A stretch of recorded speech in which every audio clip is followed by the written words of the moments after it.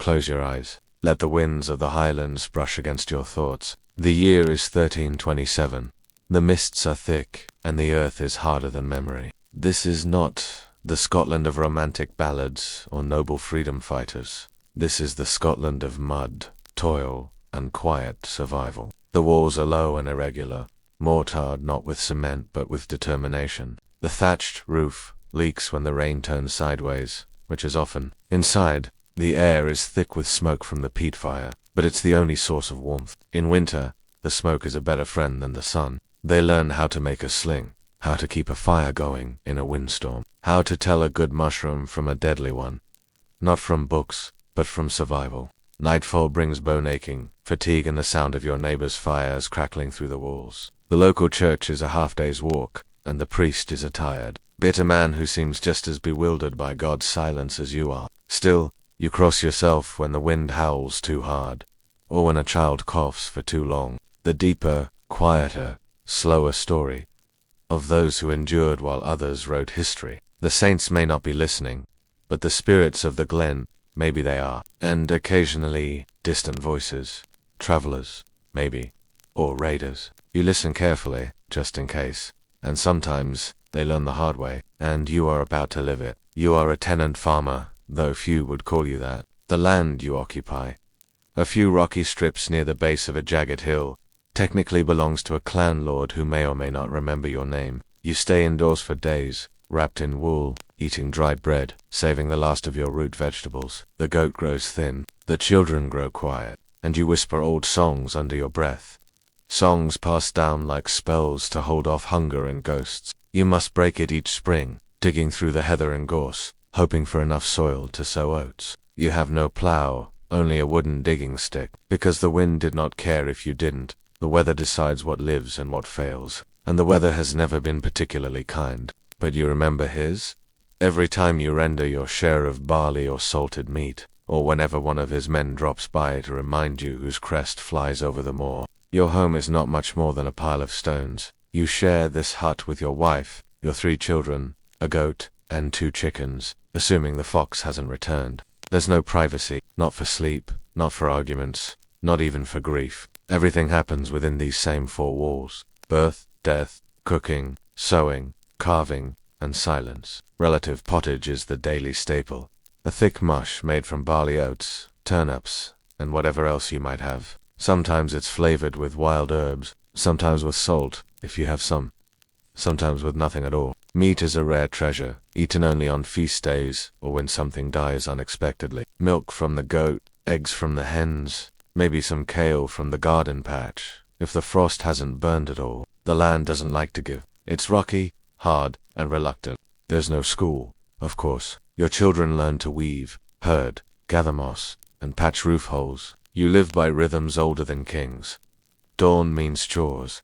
Midday means harder chores. You pray, but mostly out of habit.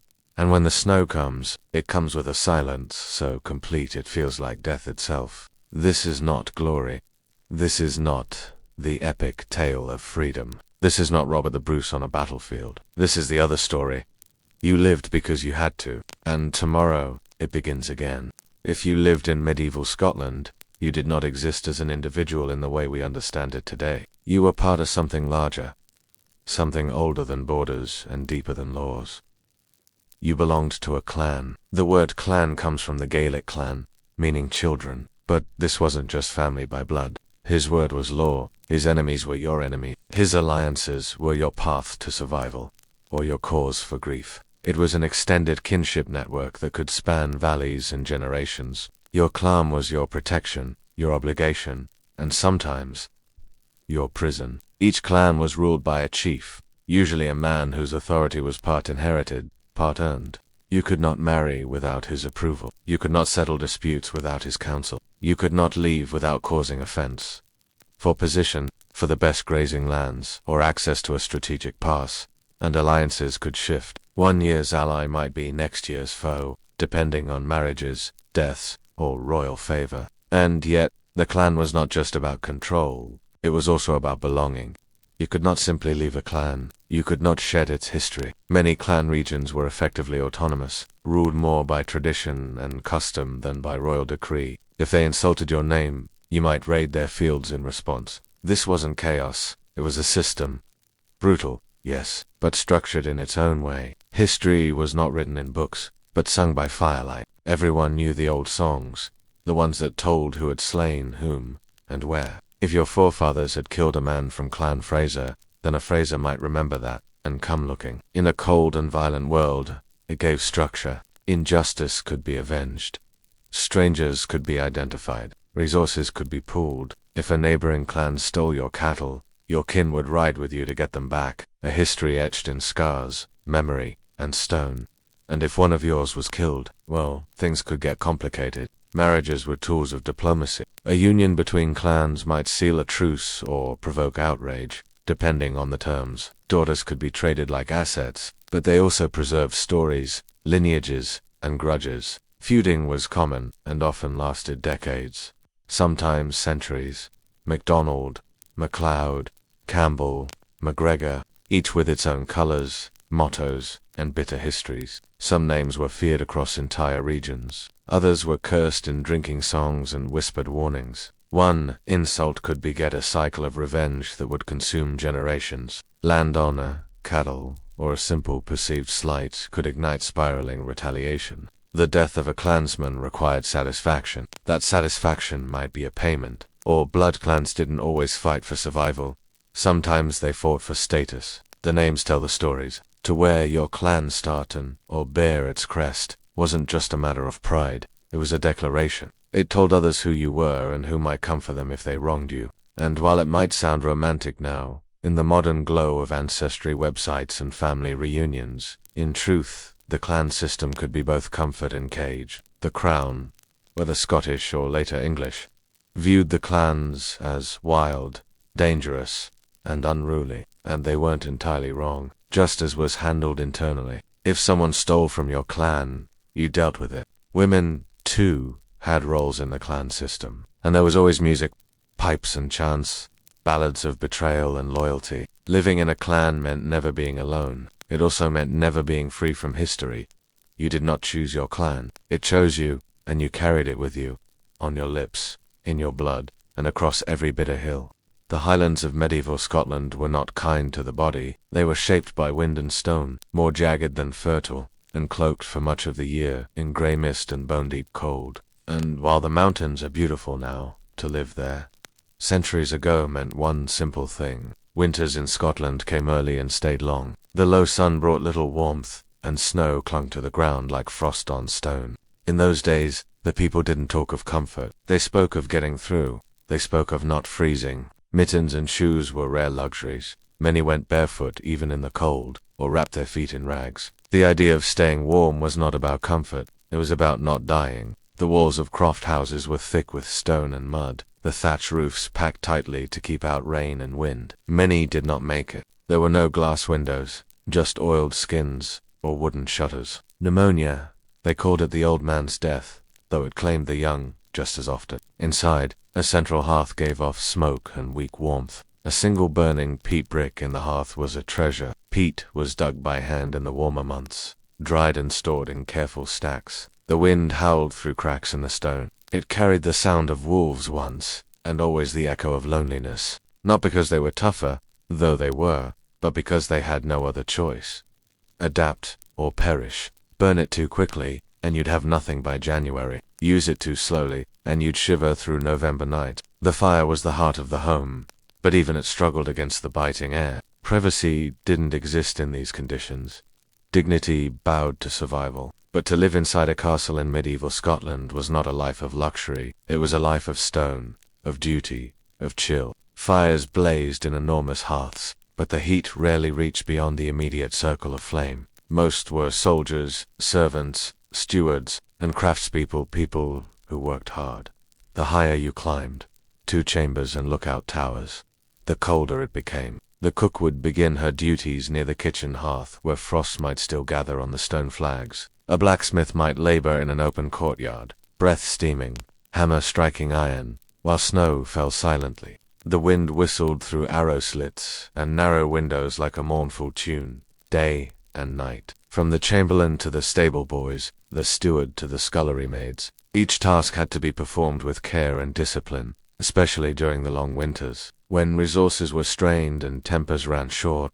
They trained, even children learned the layout of the castle with precision, how to carry messages, where to run, where to hide. Children huddled beneath rough wool blankets. Animals were sometimes brought indoors, not out of affection, but survival. The heat of a cow or goat could mean the difference between life and frostbite.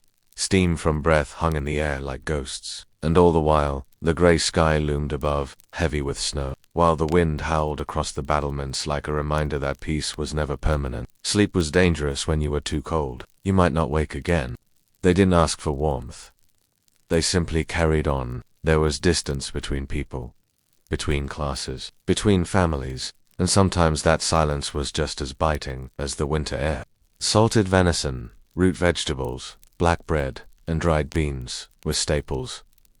But merriment was often tempered by wariness. You see, these were not just homes. Castles were strongholds, defensive stations against raids, invaders, or rival clans. Meat was more frequent, thanks to hunting and stores, but still required rationing to last the season. Supplies cut off, fires doused, then the stone walls became both sanctuary and prison. Still, he would feel the bite of the air in his bones as he walked across unheated corridors or sat in council with other clan leaders. There was no central heating, only braziers, tapestries, and faith. Clothing was layered but crude, coarse wool, heavy cloaks, often damp from the ever-present mist or sleet. And food, in winter, food meant survival above all else. Every spring that followed a bitter winter was a gift. What you had in your store was all you could rely on. Barley meal, salted meat, if you were lucky, and maybe some root vegetables stored in earthen pits. Their very design kept out enemies. And warmth, cold seeped through every crack in the stone, and no matter how many rushes or tapestries lined the walls, the damp found a way in. And there were no doctors, only midwives, wise women, or healers, who knew herbs from the hills. Warm drinks laced with honey and elderflower, poultices made of moss and pine resin. There were no oranges, no sugar, no exotic spices, just porridge, broth, dried peas, and cabbage, enough to keep you moving, if barely. The crops were gone, buried under frozen earth. Starvation loomed like another winter storm. The old might go first, then the sick. Sometimes, a weaker child would simply not wake up one morning, but even they could do little against the chill that stole into the lungs. There were no centralized heating systems, no thick duvets or thermostats. Some families resorted to sleeping in close piles, wrapping arms and legs around one another just to trap what heat they could. Even nature seemed indifferent.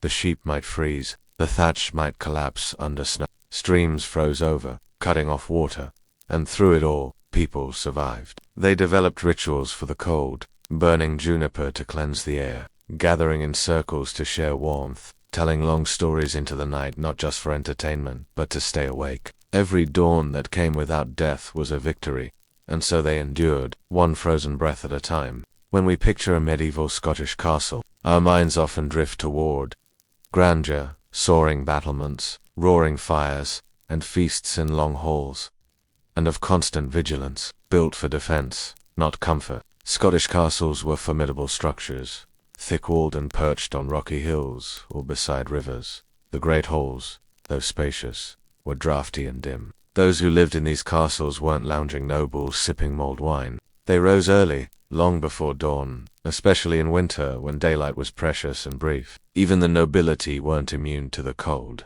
A laird might dress in several layers of wool, with a heavy fur mantle over his shoulders. Faith in God, yes, but also in duty.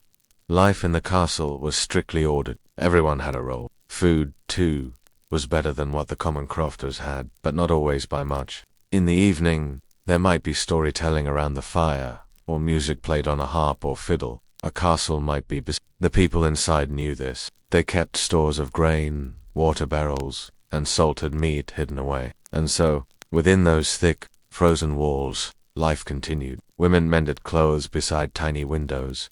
Men polished armor or repaired the drawbridge chains. Chickens clucked in cold courtyards. Dogs slept curled on rushes by doorways. The cold in Akasa was not just physical. It was emotional, but there was also resilience. These people, wrapped in plaid and bearing arms, had grown used to hardship. Just as the walls stood firm, so did they. The sound of steel on steel, the thundering of hooves across frostbitten ground, and always the silence afterward. In medieval Scotland, clan loyalty wasn't just a matter of pride, it was survival.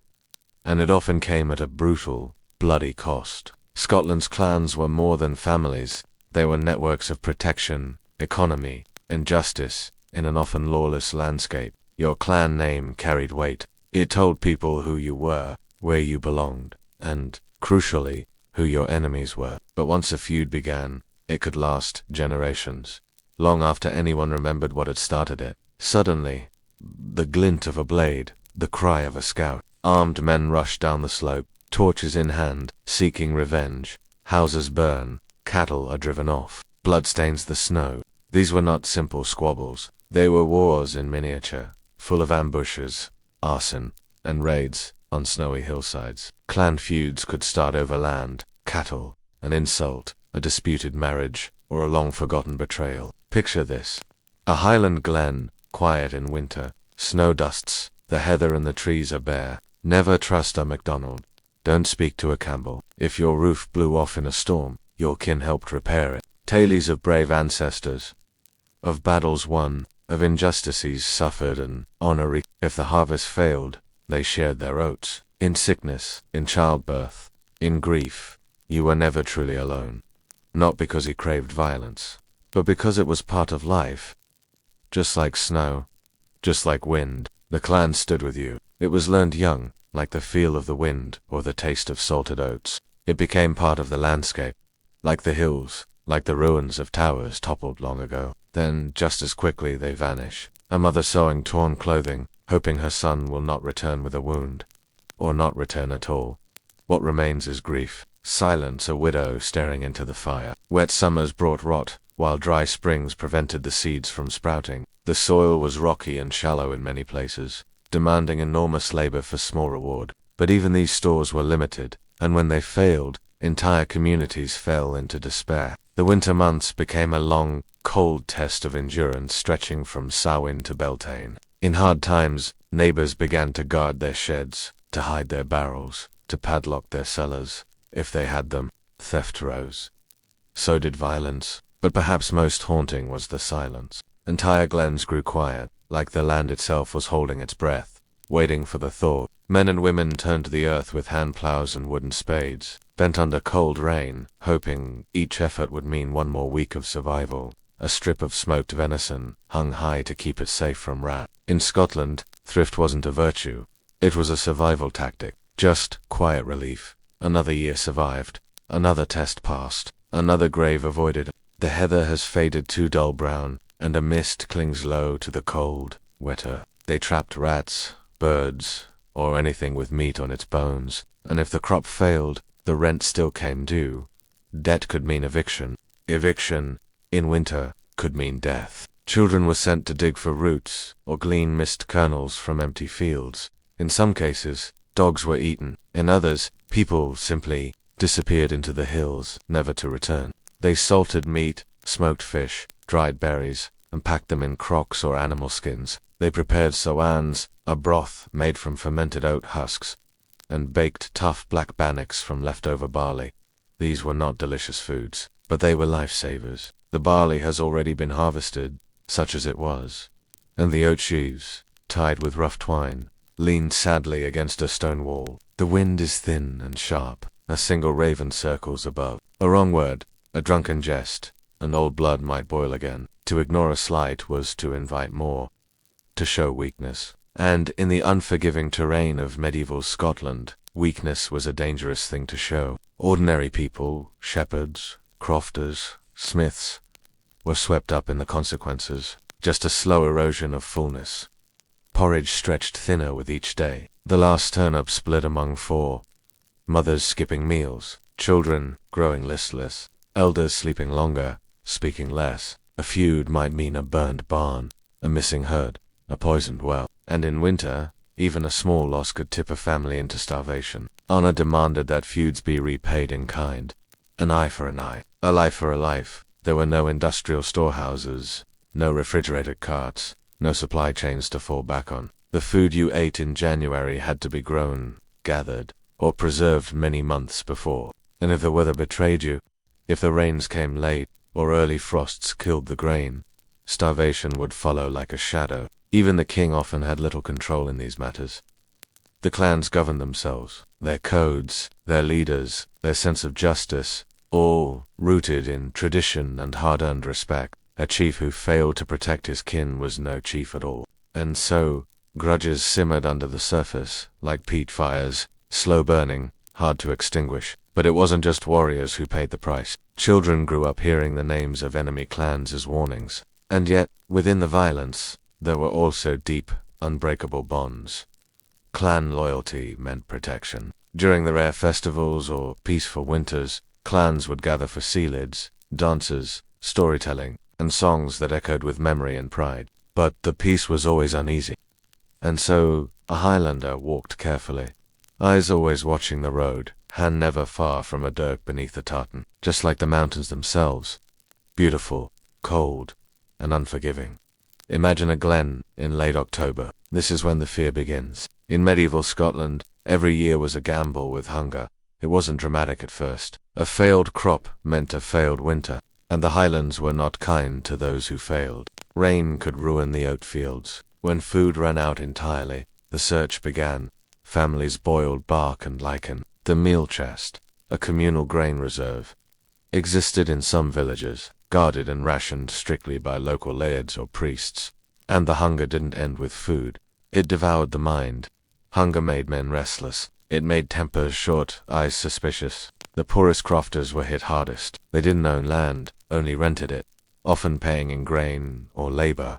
And yet, the Scots endured. They learned to dry and store what little they had with great care. And during times of plenty, families stored whatever they could spare. Every bit mattered. A handful of dried peas, a wedge of hard cheese. The fear of hunger was generational.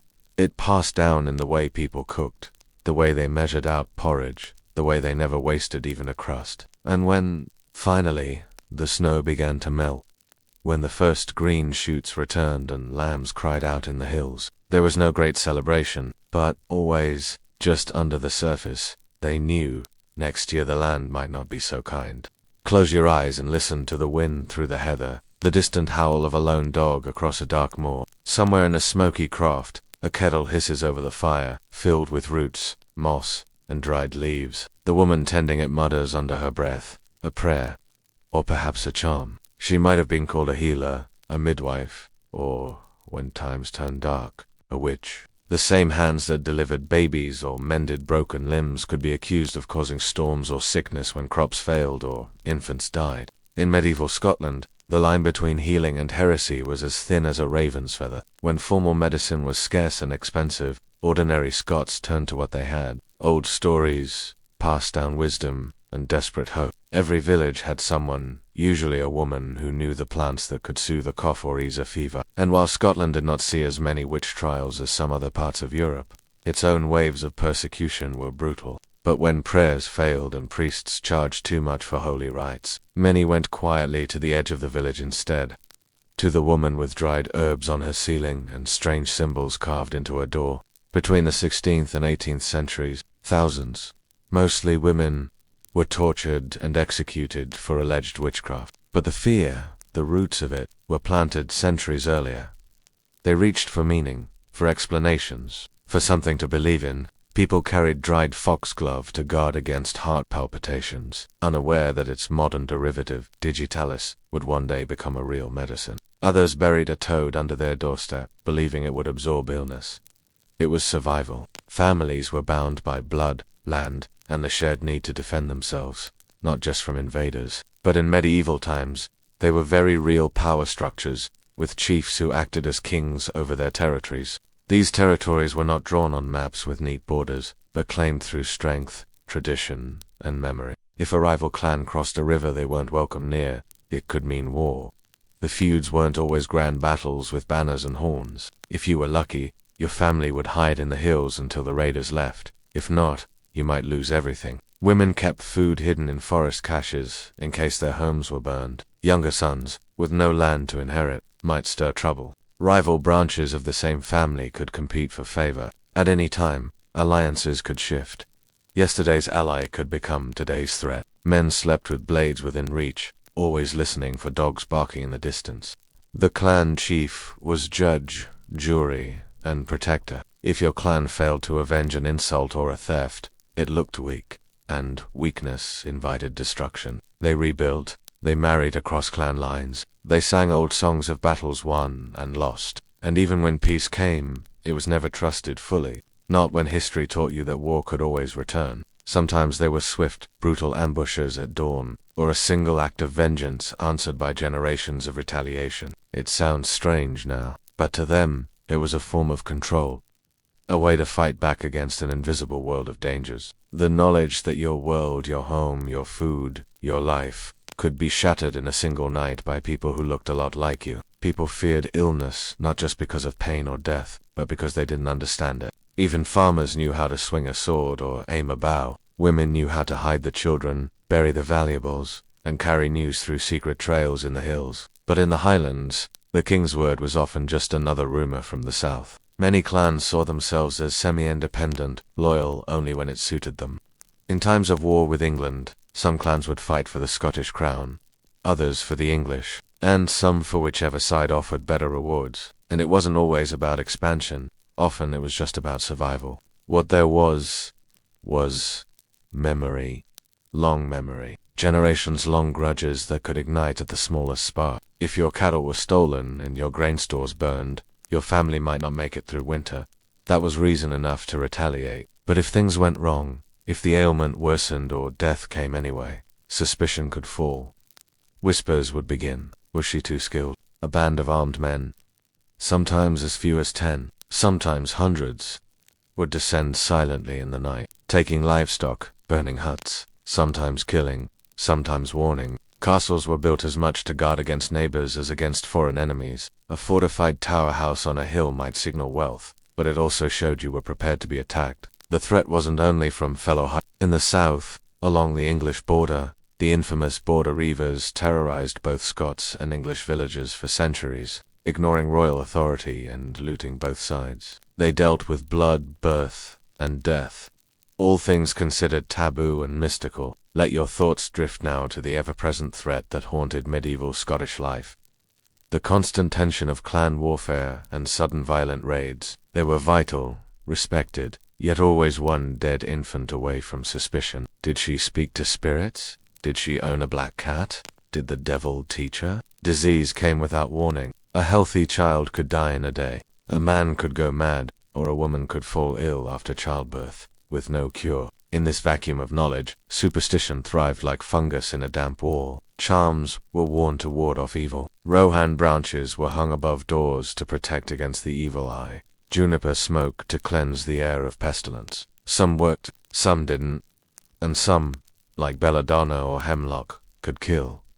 Bread was marked with crosses before baking. Milk churns were sprinkled with salt to keep fairies from souring the yield. And at the center of this folk wisdom was fear. Fear of what could not be controlled. Herbal remedies were a blend of real knowledge and hopeful guesswork. Nettles for joint pain. Meadowsweet for headaches. If someone was healed, the healer might be praised. For a while, in lowland towns and highland crofts alike, accusations of witchcraft could spread faster than the flu. The church, too, played a role. Priests warned against pagan practices and folk medicine, urging the sick to confess and pray rather than turn to cunning women. Midwives, in particular, walked a dangerous line. Folk remedies weren't just for healing.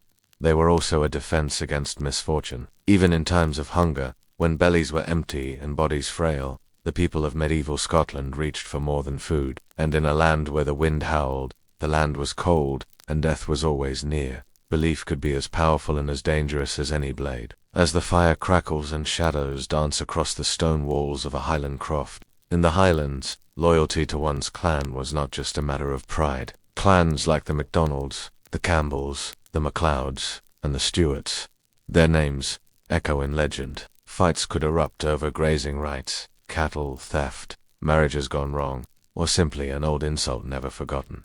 Border raids were common. The lowlands weren't safe either. While they were more settled and under tighter control, skirmishes between noble families still arose. Ordinary villagers were often caught in the middle. They might wake up to smoke on the horizon and the sound of hooves in the dark. No warning, no mercy. The psychological toll was heavy. Children grew up knowing that peace was temporary. Even within clans, tensions simmered. To outsiders, these feuds might seem senseless, but to the people involved, they were rooted in justice, honor, and protection. Occasionally the king would try to intervene, sending messengers or soldiers to demand peace. This chaotic, decentralized world made law enforcement almost impossible. Justice was local, personal, and violent. There were no standing armies, no reliable courts, so families lived in a kind of quiet readiness. Boys were trained to fight from youth. The brutality of these feuds wasn't just in the bloodshed, it was in the uncertainty. Yet through it all, the people endured. As the wind howls gently beyond the thatched walls of a Highland croft, and the fire settles into glowing embers, let your thoughts drift to one of the greatest and quietest enemies of medieval Scottish life. Hunger, not the kind that makes you skip a meal, the kind that makes the world blur, that weakens your limbs and steals your children in the night. Heavy rains, unseasonable frosts, and even summer hailstorms could turn good land into useless mire. And in the Highlands, where the soil was already thin, rocky, and stubborn, any growing season was a gamble. A bad year meant hard winter. 2 bad years, that was catastrophe. Famine was no stranger to Scotland. Crops failed often. Harsh weather could wipe out a harvest in a matter of weeks. So, what did people eat when they could eat at all? The answer, for most, was meal and bannock. When mixed with water and a pinch of salt and cooked over an open fire, it made a filling, if dull porridge. Malnutrition was a slow thief, weakening the immune system, making wounds slow to heal, and turning common colds into deadly sicknesses. In the 14th and 15th centuries, periods of widespread starvation struck the Highlands and lowlands alike. Whether true or not, the fear alone was enough to mark the era in memory. Entire villages disappeared from the records. Children were sent to other clans or across the sea, never to return. The old starved quietly so the young could eat. The young starved anyway. Sometimes it was fried into flat cakes. No yeast, no flour, no sugar. Summer brought fish and a few berries. Autumn, if lucky, meant a brief abundance, and the frantic labor of preserving what could be saved. Winter meant storage, and prayer, and hope, but slaughtering them for food was often a last resort. If your crop failed and your clan couldn't support you, you were on your own. It was survival through habit and hope, and it left its mark on Scottish culture forever. Some fled to monasteries hoping for charity. Some sold themselves into servitude for a handful of grain. Others simply faded, buried in shallow graves beside the croft walls. Milk and wool were more precious in the long term. If meat was eaten, it was usually in the form of boiled broth. A few bones with whatever greens or root vegetables could be gathered. These were the daily bread of medieval Scots. Every scrap of vegetable peel was saved, every bone boiled twice. A stolen egg or a secret bit of cheese shared between siblings became a memory for life. In the cold and dark, a bit of bannock with honey, a rare, rare treat, was joy. Children were taught not to waste, not because it was virtuous, but because it was fatal to forget. Oatmeal, called meal, was the backbone of survival. Not fluffy breakfast oats, but rough ground, hearty, and sometimes bitter. But even oats could be scarce. In years of poor harvest, the meal stores would shrink too soon. Bannocks would become thinner, stretched with ground roots, bark flour, or even moss, if necessary. Nettles, sorrel, dandelion leaves, and wild onions were foraged carefully. Boiled into pottage, a stew-like soup that varied with the seasons. Eggs from chickens, fish from lochs and rivers, and the occasional rabbit caught in a snare added protein when fortune smiled. Some would make sowens, a kind of broth from oat husks soaked and fermented in water. It was sour, grey, and barely nourishing, but it kept the stomach occupied. Meat was a luxury, and a rare one. A family might keep a single cow or a few scraggy sheep. In lean times, wild plants and weeds became critical. But more often, the food was repetitive, bland, dry, poor in nutrients. And then there were in some regions, during the worst of it, stories spread of people eating leather, boiled bark, and even, whispered in horror, human remains. There was no safety net. And yet, they endured. People developed rituals to stretch food. Leftover porridge was poured into drawers or sheepskin bags to solidify overnight, then sliced and fried the next morning. Seasons shaped every bite. Spring meant bitter greens and hunger. But still, in this bleak diet, there were flickers of humanity. Families gathered around the hearth to eat together. Songs were sung as the porridge boiled. It's easy to romanticize the simple life, but simplicity, in this case, was not peace. It was desperation managed with discipline. So next time you look at a thick round bannock or smell warm porridge in a kitchen, remember the generations who lived, and sometimes died, by such humble fare. As we shift from the misty glens to the looming stone towers of medieval Scotland, not a palace, not a warm estate with lush tapestries and golden goblets, but a wind-blasted stronghold perched on a crag, its grey stones cold even in summer. The walls were thick, sometimes over 10 feet, designed to resist siege engines and arrows. But that thickness also meant dampness. Moisture clung to the stones, forming droplets that slid down into straw-covered floors, feeding mold and mildew. Fires helped, but only a little, and many rooms had no fireplace at all. To the modern imagination, castles seem romantic, but in medieval Scotland, they were built first and foremost to survive, not to comfort. At any moment a neighbor might become an enemy. Rats scurrying in storerooms, the flickering of candlelight barely pushing back, the dark. You dine on cold mutton and barley bread while trying to decipher the intentions of the messenger who arrived at dusk. Is he truly bearing news from a cousin or from a rival? Falcons, horses, and weapons were symbols of control, but nature and human ambition both refused to be tamed. And once married, they were expected to manage large households, endure frequent childbirth with no medical aid, and remain politically shrewd, lest they risk disgrace or death. Some became powerful in their own right, but most moved through a world shaped by male power and silent expectation. The stone walls kept some danger out, but they were no match for treachery from within. But smoke often clung to the rafters before escaping through narrow vents in the roof. Your eyes stung, your clothes reeked of smoke, and still, the cold bit through. Feasts could turn deadly. Poisons were not unheard of. Insults traded over wine could spark bloodshed. A noble's status made them a target as much as it granted them protection. A typical Scottish castle in the 13th or 14th century was not a sprawling palace of luxury. It was defensive, utilitarian, and profoundly uncomfortable. In the great hall, the heart of the keep, a central hearth might warm the immediate space. Noble families, despite their status, often lived with limited privacy, but in practice, it was a cold fortress, under constant threat, weighed down by politics, and insulated only slightly from the hardships outside its gates. A noble household might include dozens of retainers, cooks, guards, stable hands, pages, and rank with smoke, where the brutal landscape of medieval Scotland crept inside the very walls built to keep it out. Keeping them loyal required coin, land, or promises. Lose their trust, and a rebellion might start in your own hall. Rooms were divided by hanging cloths or wooden partitions, and servants, guards, and guests might sleep in the same halls. Meat might be plentiful.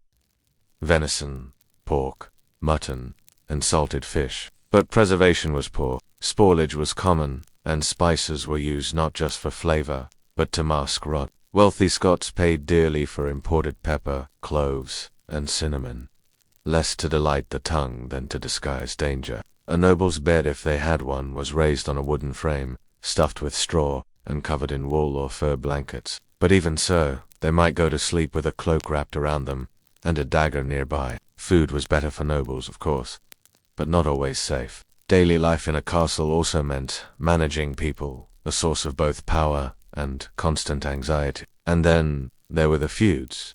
Scotland's clan culture made political alliances fragile. Imagine winter in one of these keeps, the cold stones pressing inward, the wind howling through arrow slits. To pass time, nobles might host feasts, but even these were no guarantee of safety. Even leisure had its dangers. Hunting was a noble pastime, but a misstep could break a limb, or worse. Women in these castles led lives no less brutal. Noble daughters were pawns in marriage negotiations, their fates often decided before they could speak. In theory, the castle was a symbol of dominance and control. There was no true comfort here, only a different kind of survival, one cloaked in wool.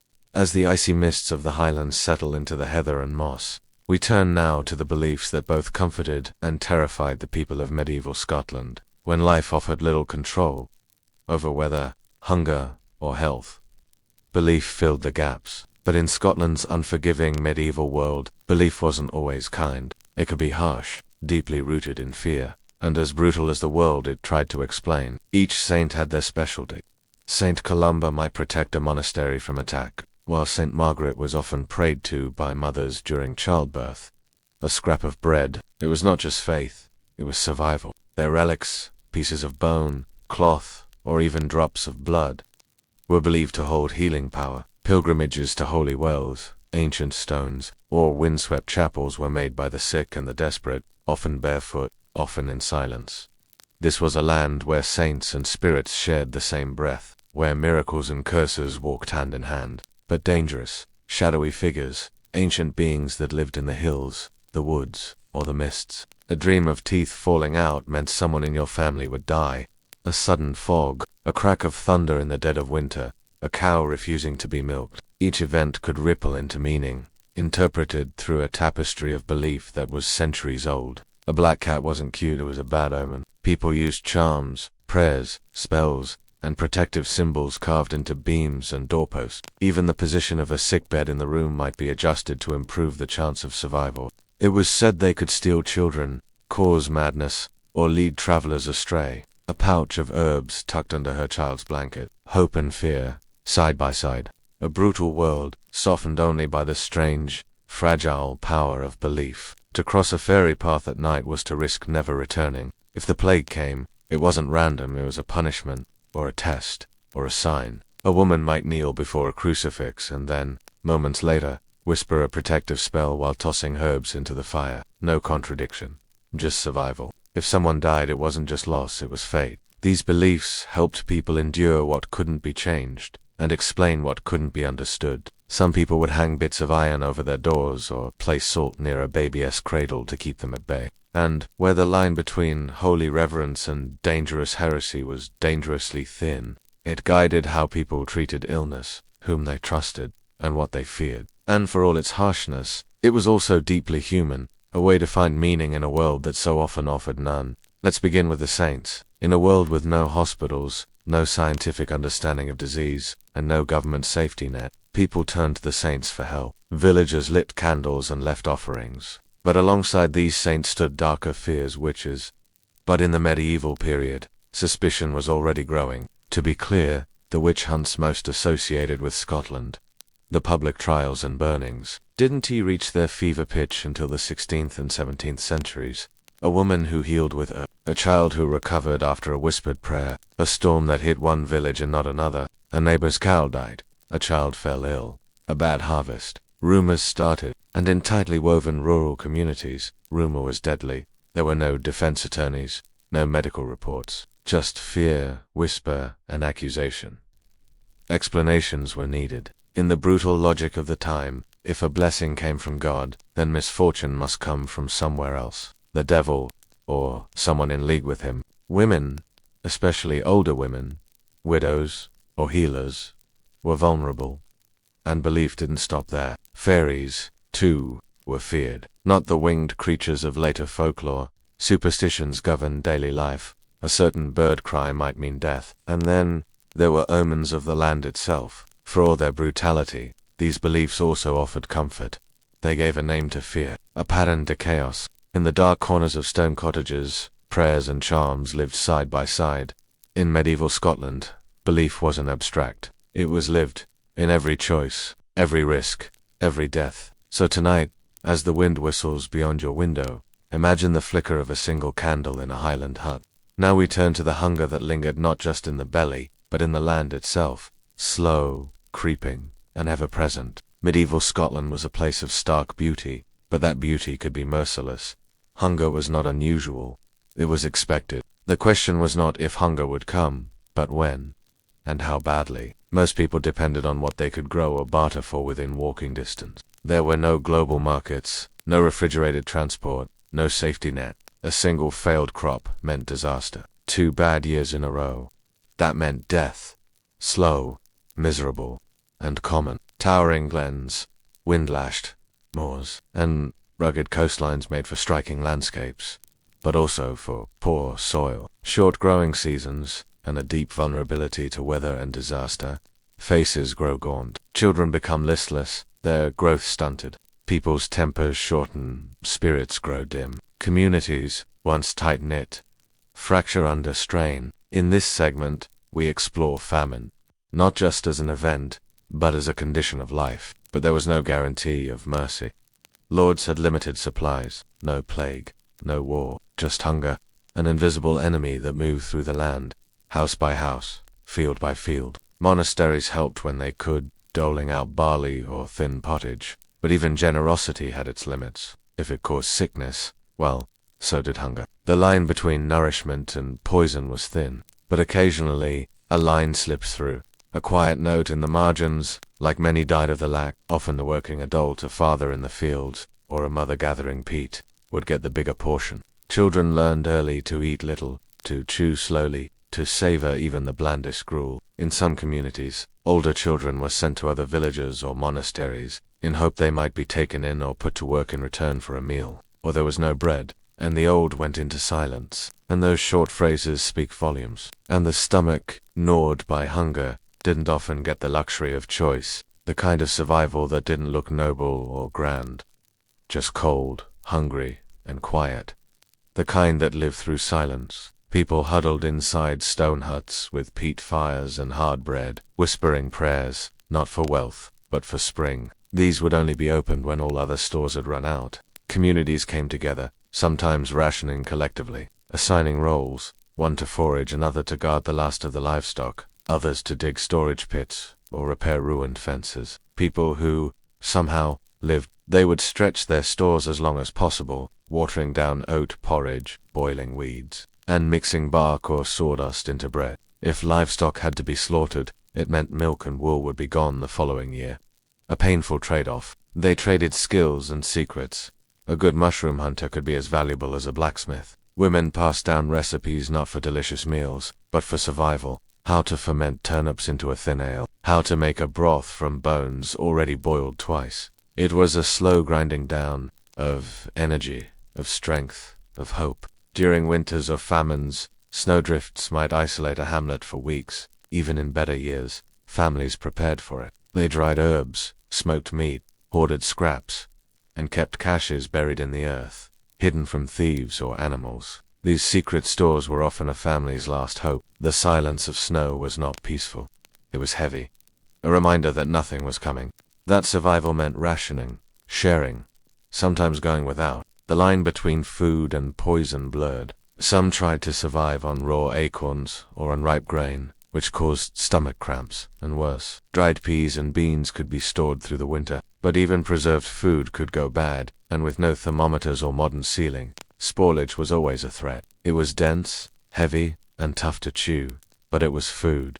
Barely. The poorest households made do with whatever was available. If they had to grind chestnuts or acorns into meal, they would. Sometimes flour was stretched with straw dust or old crumbs, reground and reused. These loaves could be bitter, even slightly toxic if prepared poorly, but they were better than nothing. Occasionally, reports would trickle in of people eating clay, or worse, of digging up buried animals. Crops might fail due to early frost, late snow, or excessive rain. The poor soil yielded little, even in good years. Barley, oats, and rye were staples, but yields were low, and grain was stored in precarious wooden bins or damp stone cellars, prone to mold and rats. To understand famine in medieval Scotland, we must understand how fragile the food system was. The Highlands, especially, were prone to what was called dearth. This was more than just hunger. When food ran short, the first to suffer were the poor. Crofters, shepherds, tenant farmers, nettles, wild garlic, berries, roots, seaweed. Children were sent to pick anything edible. Starving people are not just hungry, they are changed. During especially harsh famines, entire villages were known to flee their homes in search of food. In one recorded famine of the 14th century, chroniclers wrote that many were seen to perish by the roadside. And yet, people found ways to survive. In some areas, mealstones were set aside, a kind of emergency ration maintained by communities. often blessed by the local priests. Preservation was key. In better years, food was smoked, salted, or pickled in brine. And then, of course, there was the asterisk black. Yes, black bread, made from a mix of coarse, barley, rye, sometimes even pea flour or ground-up tree bark. In desperate times, spoiled grain wasn't thrown out. It was scraped, dried again, sifted for bugs, and baked anyway. The chroniclers rarely wrote about this kind of suffering. The monks who kept records were usually better fed. Children were the most vulnerable. When food ran short, families had to choose who would eat first. And yet, somehow, life went on. People became incredibly resourceful. They remembered which moss could be boiled for broth, which weeds could be pickled, which tree bark could be ground into flour. In the lowlands, some relief might come from trade or monastery gardens, but in the highlands and islands, communities had to rely entirely on their own stores, and there was always the fear of the next famine. You see, medieval Scottish life was not just about enduring nature. It was about surviving time itself, season by season, hunger by hunger. There were no feasts for the common people, just scraps, grit, and the stubbornness to keep going. And so, while the winds howled across the moors and snow settled like ash across the glens, and now, with the firelight flickering in your imagination, you can rest in that silence. Not the silence of death or defeat, but of people who endured. Imagine standing on a windswept hill, your feet sunk ankle-deep in sodden earth. The sky above is a soft grey slate, and the only sound is the wind threading through the gorse. It was a patch of tough, unforgiving land, usually poor in soil, often steep, and always at the mercy of the weather. A crofter might have a few scrawny sheep, a milk cow if lucky, and a small potato patch or barley field. The animals sometimes shared the space in winter, separated by only a thin partition. The floor might be packed dirt, covered in reeds. Light came from a small hole or greased parchment window. And the smell. It was a mix of burning peat, wet wool, old milk, and sweat. The laird who owned the land might live in a manor miles away, or sometimes in a nearby castle, watching his tenants through narrow windows. Crofters had no security. A bad harvest could mean eviction. A change in ownership could raise rents. Music and stories thrived in these places, not for luxury, but survival of spirit. A crofter might come in frozen and soaked to the bone, but if someone started singing by the peat fire, heads would nod, eyes would close, the weariness would be shared, softened. A marriage could shift alliances and spell ruin for a family that had worked the land for generations. They raised families, told tales, carved symbols into stone lintels, buried their dead near cairns that had stood since time immemorial. They were poor, often hungry, mostly forgotten by the world beyond their hills. Without peat, there would be no fire, and without fire, there would be no heat, no cooked food, no way to dry soaked clothes or stave off the damp chill that crept in from the earth itself. Their stories are not writ in stone or sung in bardic ballads. She was often a wife, a mother, a laborer, and a healer, all at once. From dawn until far past dark, she worked, drawing water from the stream, spinning wool, baking oat, bannocks over a peat fire, washing clothes by hand with lye and icy water. Women often bore upwards of 6 or 7 children, and many buried just as many. A way to unite clans, manage land, or simply survive. Love, if it came later, or not at all. Women wore charms sewn into clothing to ward off illness or the evil eye. Some whispered prayers while kneading dough or tied small stones to doorframes. The church offered guidance, yes, but it also cast judgment. They taught their daughters how to twist flax and salt meat and listen to the weather. They laughed, quietly, often, so as not to disturb the sleeping baby or the sulking husband.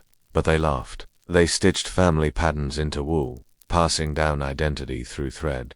They buried their dead with gentle hands. They remembered names when the men forgot. To be poor, female, and unlucky was sometimes all it took to become an outcast, literally. They stirred the embers, added peat, kept the stew pot simmering, even when the larder was nearly bare. They knew how to stretch food, how to mend wounds, how to dry tears, and silence fear with a story. A woman was expected to obey her husband and serve his household, but also to manage the home, the garden, the animals, and the accounts. But her life, all of it, speaks volumes. She was the spine of the domestic world. See her bent over her spinning, hear the slow rhythm of her treadle, the hush of wool through fingers. Yet even in the midst of grief, work did not stop. The animals needed feeding. The thatch needed mending. There was no rest. Witches were feared, and women were often the ones accused. A healer who knew which herbs soothed a fever might be respected one week and condemned the next if a child died unexpectedly. A widow living alone might be seen as suspicious. A birthmark, a stubbornness, a dream shared aloud. Any of these could draw the wrong attention. Her world was physical, repetitive, and nearly always exhausting. But they were there. In the hearth smoke, in the birthbeds, in the sheepfolds at dusk. She gave birth in this same space, often with no midwife but an older woman from the next croft over. If the child lived, it was swaddled and laid beside her in the cold. If it didn't, the body was wrapped in wool and buried quietly by the nearest church and their lives, though largely hidden, were no less grueling than those of the men who fought or farmed. But what they really owned, what they relied on, was resilience. This is the life of a crofter, a small tenant farmer in medieval Scotland, and it was a life carved, quite literally, out of stone and hardship. The croft, as it was known, was not some quaint rural dream. Rain was both a curse and a necessity. Too little, and the crops would shrivel. Too much, and the fields would flood. There were no grand barns or silos, no modern irrigation, just furrows dug by hand or crude plough, sometimes shared among several families, and muddy feet trudging across rocky roads day after day. Peat was the lifeblood of a croft, dug from the bogs, dried in stacks, and burned for warmth. It was labor-intensive and messy. A crofter's home was often a stone-walled, thatched-roof hut, small, single-roomed, and smoky. Children helped from the moment they could carry a pail. Boys followed their fathers into the hills to tend sheep. The seasons marked everything: planting, shearing, harvesting, slaughtering. The solstices were noted. Saints' days quietly kept. The church bell, miles off in the next village, might reach them on the wind if it was strong enough, but mostly, their calendar was written in frost and bloom. Girls helped gather heather for bedding, milked the cow, churned butter. Every hand was needed. There were no idle people on a croft, only those too young or too ill to work. And yet, even this rough, isolated life came with its own rhythms. Rent had to be paid, often in kind, a portion of grain, a lamb, a goose. Yet crofters held on. Some formed tight-knit communities. They helped each other with harvests, shared tools, passed news along the glens, by word of mouth. Life wasn't about thriving, and somehow, many did. And so, in your quiet space now, imagine them, huddled in smoky cottages, wrapped in rough wool, listening to the wind beat against their thatch. But they were strong in a way we rarely remember. Not the strength of arms, but the strength to wake up in the dark and go on, even with nothing, even when the frost wouldn't lift. They went on, and now, your thoughts may drift gently with theirs, through heathered hills, over peat fires, and into a sleep as deep and quiet as the glens themselves. Now let us turn to the quiet figures often left unmentioned in the histories of kings and clan wars, the women of medieval Scotland. The average medieval Scottish woman bore many roles, each as heavy as the next. She might live in a croft, one room with low ceilings and a smoky hearth, where the only privacy came from a curtain hung near the bed. Childbirth was dangerous, far more so than battle. Infection, hemorrhage, and fever were common. Marriage, for many, was not romantic, but practical. And beyond labor, there was fear, especially in the countryside. Superstition thrived in the glens and moors. These were places where the line between the sacred and the cursed was perilously thin. And yet, even in these burdens, there was quiet resilience. Women told stories by the hut. They sang lullabies that drifted through the rafters. In the long winters, when the snow crusted over the high passes and the cold crept into the stones, it was often the women who kept the fire alive. Their names may not fill the scrolls of history, but their strength lives in the silence, in the unseen labors, the whispered songs, the hand-grasping another in the dark. So now, as the world outside quiets, let your thoughts settle beside a weary woman in a stone-walled home. She doesn't speak, and in that stillness, in that strength, may you find your own quiet rest tonight.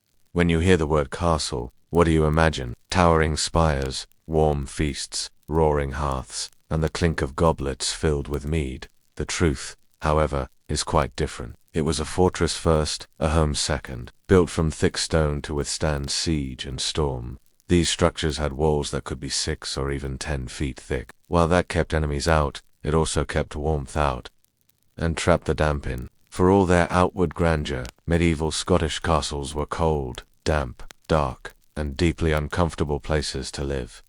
Even for the nobility. A noble's bed might be large, with heavy curtains and thick woolen blankets, but the cold was not easily kept out, and during the depths of winter, even the most high-born Scot would sleep fully clothed. Chamber pots were used indoors and emptied from high windows. Not a glamorous affair. Lice and mites could infest collars and seams. Washing clothing too often damaged the precious material, so perfumes and herbal sachets were used to disguise odors. A nobleman or a noblewoman might find themselves embroiled in clan feuds, inheritance disputes, or navigating dangerous alliances. There was very little freedom. Every meal, every outing, every conversation carried weight. The walls were too thick, the draft too persistent. You could press your hand to the wall and feel the icy pulse of the mountains behind it. Blankets and tapestries helped, but not much. Fingers and toes went numb. Mornings began with stiff limbs and cracked lips. Breath hung in the air like ghosts. Even relaxation was often performative, a way to maintain appearances or secure favor. You might have land, title, and soldiers, but you also had enemies, spies, and the unrelenting cold of ancient stone surrounding you. And fur in a bed carved by hand, inside a chamber where the wind moans through arrow slits and the fire flickers low. Your title may protect you from hunger, but not from the bone-deep chill that haunts these walls. In muttered prayers and sudden cold silences when someone's name was spoken, superstition was woven into the very rhythm of medieval Scottish life, especially in the villages and crofts, where isolation bred imagination and hardship bred blame. Bathing was infrequent, a few times a year at most, and usually done with tepid water in a wooden tub, hauled into a draughty room. A woman who lived alone, spoke her mind, or used herbs for healing might be respected one day and accused of witchcraft the next.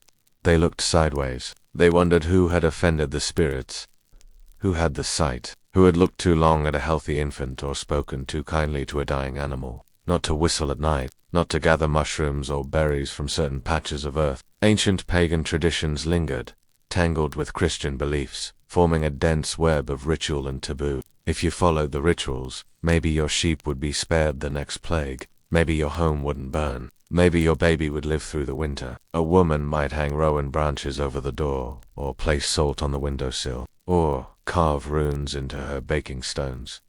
Not as decoration, but as protection. Priests warned against charms, but many quietly blessed herbs and invoked saints alongside old rites. In the far corners of the Highlands, where clergy rarely traveled and literacy was scarce, oral traditions dominated.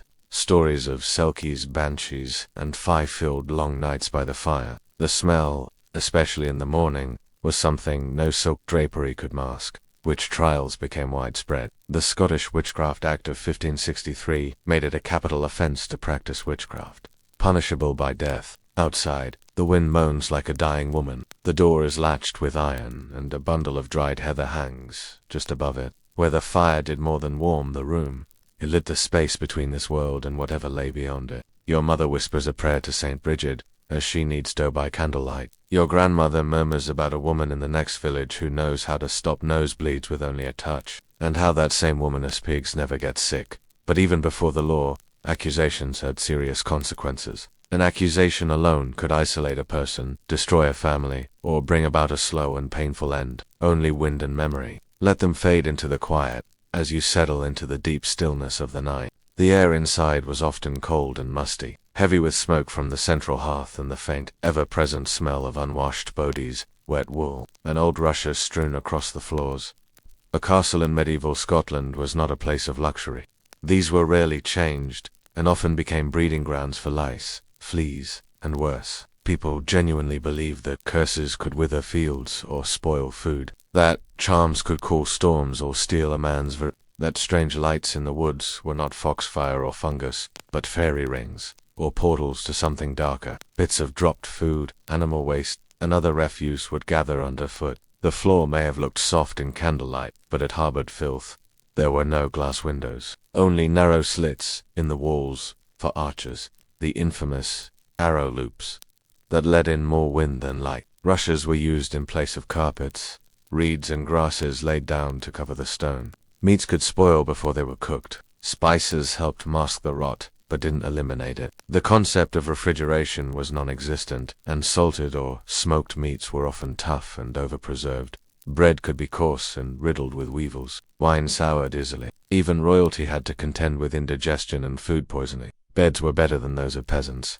Yes, but not by much. Food, too, might sound better than what the peasants ate, but it wasn't always safe or tasty. And then there were the clothes. While nobles wore finer fabrics, imported velvets, silks, and dyed wools, these garments were heavy, layered, and rarely washed. Life in a castle also brought with it rigid social rituals and constant political tension, and the winters in a castle could be brutal. Fires blazed in the great halls, but the heat never reached the stone corridors or towers. To be a noble in medieval Scotland was to live in a state of constant contrast. Power without comfort, safety without warmth, wealth without peace. Tonight, as you drift off to sleep, imagine lying beneath layers of wool. Even among the privileged medieval Scotland was no easy place to rest. But here, in the quiet, under the imagined weight of furs and stone, you can rest, warm and safe, with centuries behind you. As the winds howled through the glens and the mist rolled down from the moors, another fear took root in medieval Scotland, one that could not be touched or fought with sword or shield. It was the fear of witches. Unlike the brutal reality of clan warfare or famine, this fear lived in whispers and side glances. When crops failed, or a cow gave sour milk, or a child fell sick in the night, people didn't always turn to weather or illness for answers. And often, that fear turned toward women. In medieval Scotland, women were more vulnerable than most, especially older women, widows, midwives, and healers. By the 15th and 16th centuries, the fear of witches had turned into policy, and while many of the official trials came later, the seeds of that fear were planted centuries earlier. During the Middle Ages, children were warned not to stray too far from the hearth at dusk. Superstition wasn't just belief, it was a survival strategy. If your neighbors believed you were protected, perhaps they wouldn't test your luck. The line between religion and folk magic was thin and often crossed, and so the people lived between faith and fear. Imagine sitting inside a crofter's hut, the peat fire low, casting flickering shadows on the wooden beams. You know not to speak her name, you know not to take her gifts. And still, you wonder, this was life in medieval Scotland, where the world was full of danger, both seen and unseen, where superstition and survival walked hand in hand. As you close your eyes now, let those shadows drift gently past you, while the Highlands echoed with clan battles and the lowland fields groaned beneath toil. There existed another rhythm in medieval Scotland, slow, deliberate, and cloaked in silence. It was the sound of prayers whispered at dawn, the turning of a vellum page, the steady ringing of a bell across the misty fields. This was the world of the monks. Amid the chaos of medieval life, Scotland's abbeys and monasteries stood as islands of relative calm and contemplation. Places like Iona Abbey, Melrose, and Dunfermline were not just centers of religion. They were the closest thing to intellectual and spiritual refuge that most of medieval Scotland ever knew. But all shared certain practices, vows of poverty, chastity, and obedience, and for some, silence. They grew herbs in tidy cloister gardens. They copied books by hand, bending over pages with aching backs and dimly lit candles. They brewed ale, tended sheep, and kept detailed records of the stars, the weather, and the behavior of birds and bees. The stone walls were not insulated, and during harsh winters, the scriptorium could be as icy as the moors outside. They had access to clean water, basic medical knowledge, and critically shelter. If a peasant was injured or a traveler lost, the abbey was often the only safe haven for miles. The monks might offer a warm pottage, a clean blanket, and a night in a guest. In this way, they were lifelines in an otherwise brutal landscape. And, unlike the serfs or crofters, they did not live at the mercy of a feudal lord or a violent clan. While battles raged and kings fell, the scribes in their cloisters were quietly copying manuscript, chronicles, poems, and even the ancient works of Roman philosophers. Their letters were works of art, swirling, gilded, often adorned with small animals or flowers along the margins. Illumination was more than decoration, it was reverence. Without them, much of Scotland's and Europe's written history would have vanished.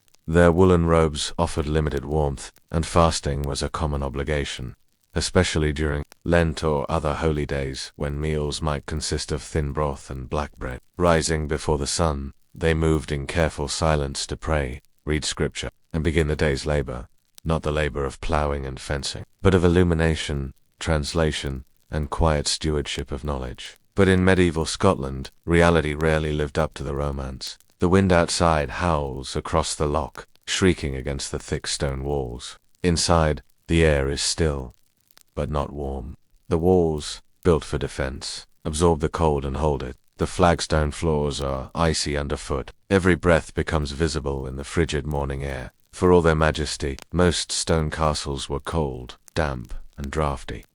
More fortress than fairy tapestries, often considered decoration, served a real purpose: insulation. Hung on the walls, they softened the draughts and made the stone slightly more bearable.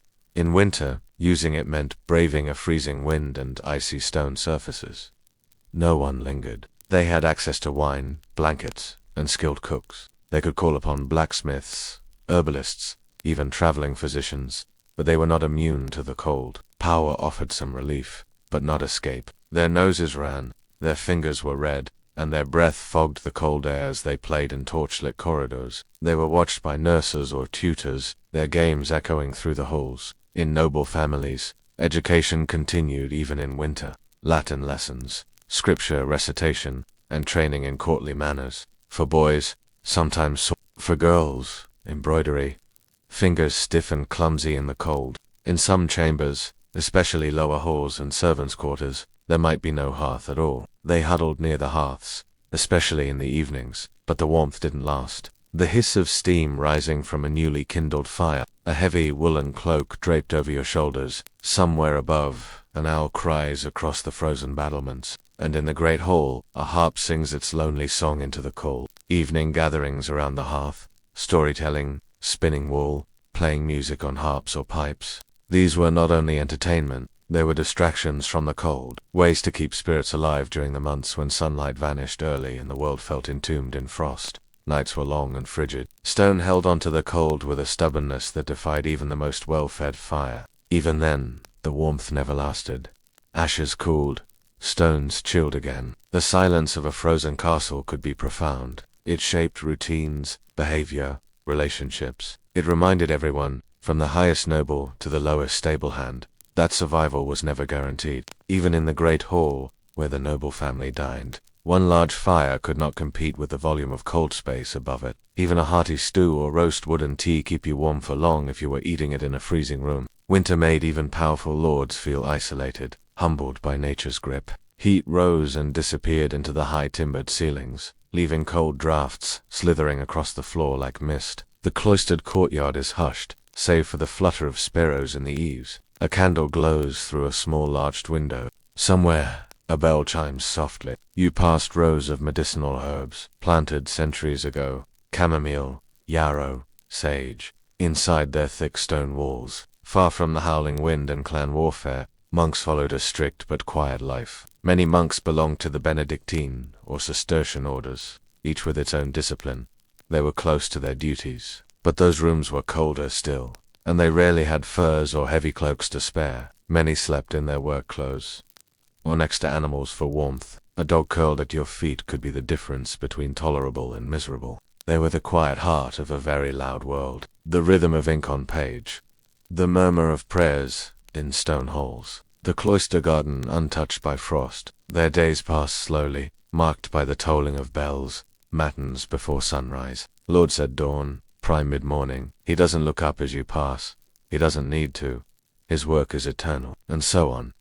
A rhythm as dependable as the rising and setting of the sun. These rituals provide a structure in a world that otherwise felt wild and unpredictable. But monastic life was not always ideal. Monks could fall ill from cold and poor diet, just like anyone else. Despite these discomforts, many monks lived longer and healthier lives than commoners. Monasteries also became centers of charity. In times of famine, they stored grain. In times of plague, they prayed over the sick. In times of war, they buried the dead. And perhaps most importantly, the monks preserved stories. Their ink, drawn from oak galls and soot, dried slowly on sheepskin parchment. And the monks themselves were not mere relics of the church. They were scholars, poets, astronomers. Imagine walking through one of these monasteries at twilight. Inside, a monk bends over his desk, quill scratching slowly on vellum. In a land of swords and storms, the pen still held power. As you drift deeper into rest, let that image hold you.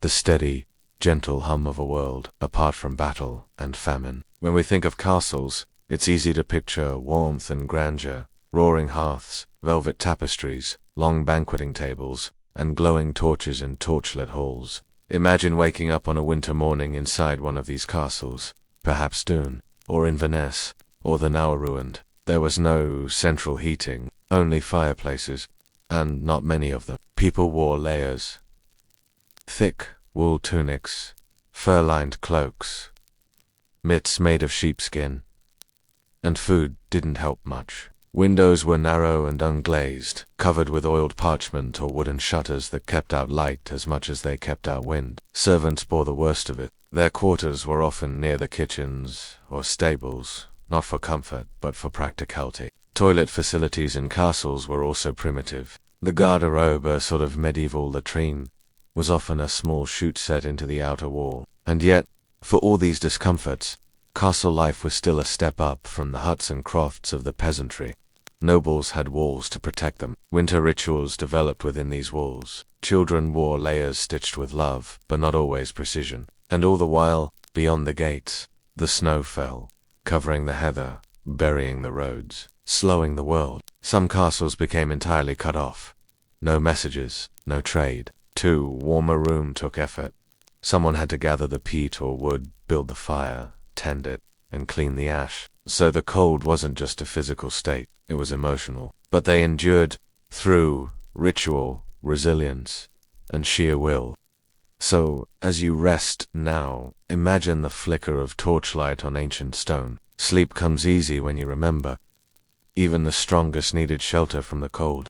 As the temperature dropped and wind swept across the moors, a different kind of fear crept into medieval Scottish life. Not just a fear of frostbite or famine, but the supernatural dread of curses, witches, and divine punishment. In a time when science was nearly non-existent for most people, extreme weather wasn't seen as natural, it was often viewed as spiritual. A brutal snowstorm could be a sign of divine wrath, a crop failure in a frozen field, punishment for sin, a child catching fever after a night in a cold draught. Perhaps someone had cast the evil eye. Across medieval Europe, but especially in places as isolated and deeply superstitious as the Scottish Highlands and Lowlands, women who lived alone, practiced herbal medicine, or simply stood out were vulnerable to suspicion. Superstition fed paranoia, and when hardship struck, people sought someone to blame. And during long winters, when food grew scarce, tempers short, and daylight brief, communities began to look inward, and sometimes, tragically, at one another. And the natural world itself seemed more haunted. Long nights, animal howls, and the eerie sound of wind rattling wooden shutters. It was a time when the veil between worlds felt thin. It was often women who bore the brunt of this fear. The next it became cause for punishment. A widow who tended her sick neighbors with nettle tea and foxglove might be called a healer one year, and a witch the next. If the crops failed or someone's child died of fever, a mixture of moss and salt to soothe a cough, burned herbs to clear the air of bad humors. But if they failed, people didn't blame the illness, they blamed the person offering them. But older customs, where offerings were left for spirits, and quiet songs were sung to honor ancestors, not only because of real dangers, wolves, ice, exposure, but for fear of the Beannig, the Scottish washerwoman's spirit who appeared near frozen streams, washing the clothes of the soon. These weren't just traditions, they were insurance, a plea for mercy from the cold. Ashes from a hearth might be scattered around a home to protect it from misfortune. Rowan branches were hung near doors to keep the fae and evil away, and many didn't survive it unscathed. As the long, brutal winters of medieval Scotland dragged on, for many, the season didn't just bring hardship. Death, during these months, was not unexpected, only feared in its timing and form. And when it came quietly. It brought endings. When crops failed, they prayed harder, or searched for someone who had broken the invisible social order. When the world outside was dark and bitter, belief gave warmth, even if that warmth could sometimes turn cruel. Other times, it came with a thud in the woods. A hunter who wandered too far and never returned, his body later found curled under a drift of snow. In the hills and glens, nature was a patient predator. It was a message, a warning. In some Highland traditions, coins were placed over the lids, a gift for the other world, or perhaps to weigh the soul gently shut. Death taught them to be useful, silent, observant. Grief was private. There was no space for open weeping. The goats still needed feeding. The hearth still needed tending. Bodies were wrapped in wool and kept in stone barns, tucked behind hay bales or barrels, hidden from scavengers and decay. Euphemisms wrapped reality in gentleness, as if to dull its blade. Just wind, moss, and sky. The dead were laid into the soil with little fanfare, but deep meaning. People believed the spirits of the dead lingered close during the cold months. Candles were left in windows not just for warmth, but for guidance. Smoke once again curled from chimney tops, with purpose and hope. The dead were not feared, they were family, gone just slightly ahead. Every loss left a hole wider than a grave.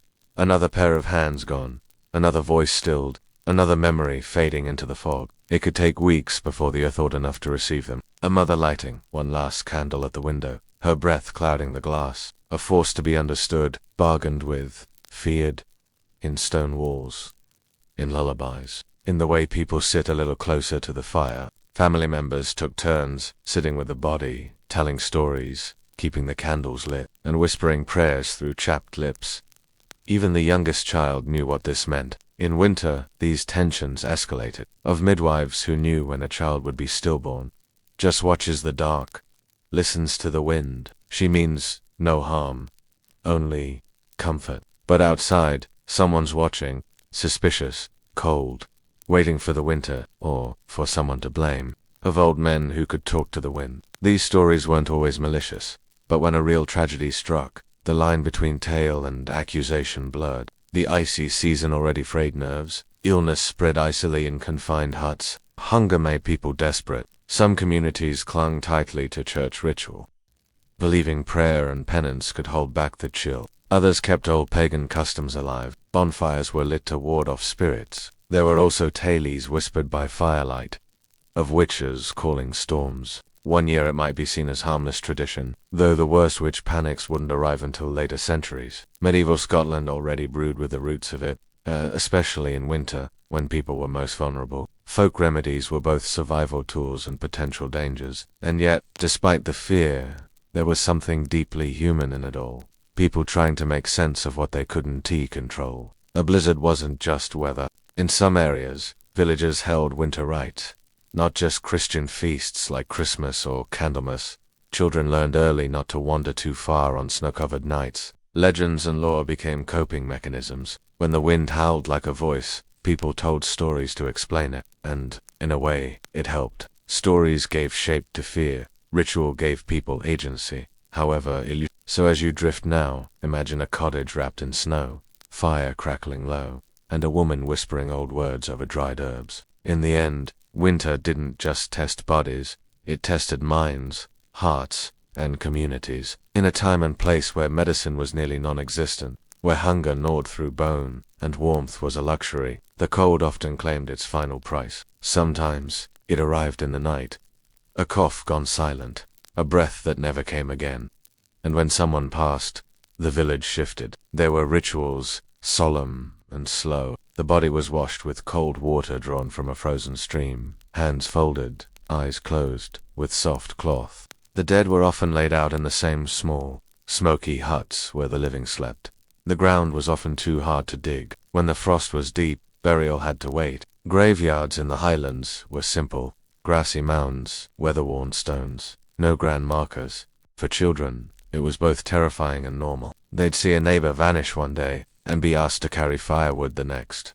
Even the language around death was soft. People went with the snow, or crossed into the quiet. And yet, within this grim cycle, there was peace. Acceptance. To die in winter was to become part of it, to return to the mountain, to the stream, to the fog that blanketed the moors. And spring always came.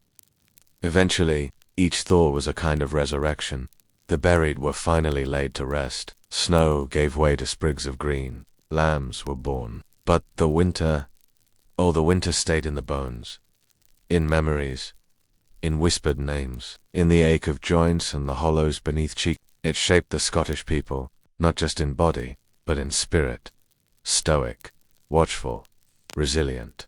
And so now, as this final segment draws to a close, imagine the hush of snow falling on heather, a hilltop grave outlined in frost. She speaks no words, because, even now, centuries later, the echo of those winters remains. Sleep well now. My gold can't reach you here. You've made it through the storm.